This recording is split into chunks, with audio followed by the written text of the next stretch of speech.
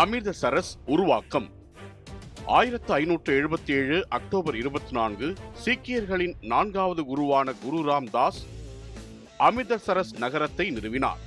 இந்த நகரம் அதன் மையத்தில் உள்ள அம்ரித் சரோவர் குளத்தின் பெயரால் அழைக்கப்பட்டது. ஜெட்டா என்று அழைக்கப்பட்ட குரு ராம்தாஸ் 3வது சீக்கிய குருவான குரு அமர்தாஸ் அவர்களின் மருமகனாவார். முகலாய பேரரசர் அக்பர் குரு அமர்தாஸுக்கு அளித்த நிலத்தில் குரு ராம்தாஸ் ஒரு குளத்தினை அமைத்து அதனை சுற்றிலும் ஒரு குடியிருப்பை நிறுவத் தொடங்கினார்.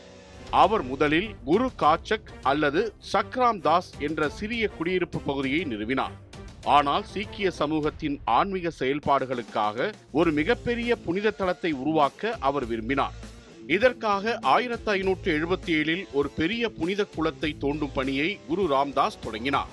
குரு ராம்தாஸ் தோண்டிய இந்த குளம் அம்ரித் சரோவர் என்று அழைக்கப்பட்டது.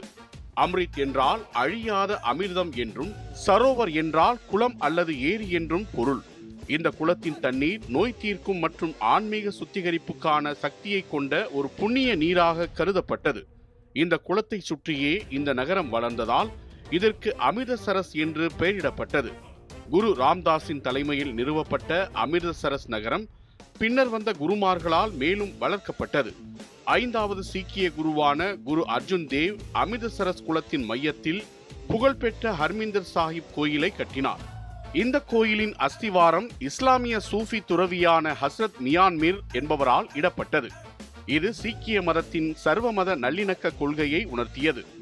குரு அர்ஜுன் தேவ் சீக்கிய மதத்தின் புனித நூலான ஆதி கிரந்தத்தை 1604ஆம் ஆண்டு ஹர்மந்திர் சாஹிப்பில் நிறுவினார்.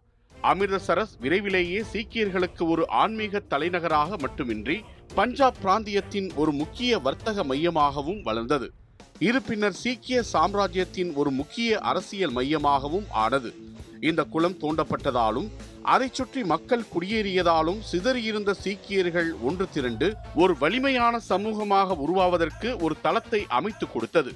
குரு ராம்தாஸின் இந்த நடவடிக்கை வெறும் ஒரு நகரத்தை நிறுவியதாக மட்டுமல்லாமல் சீக்கியர்களின் தனித்துவமான அடையாளத்தையும் ஆன்மீக ஆளுமையையும் காலத்துக்கும் நிலைநிறுத்திய செயலாக வரலாற்றில் இடம்பெற்றது.